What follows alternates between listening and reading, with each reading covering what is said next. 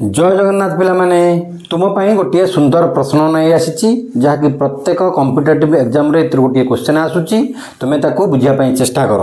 जे 3 degree केते radian 3 डिग्रीटा को जदि आम रेडियन ले प्रकाश करवा केमिति हेबो देख आम जानी 1 degree equal to pi by 180 radian 1 degree is equal to pi by 180 radian बा pi radian is equal to 180 degree यही कथाटी को मन रखी आम 3 डिग्री को केते रेडियन करवा आम कौन जानिले आम जानिले 1 डिग्री इज इक्वल टू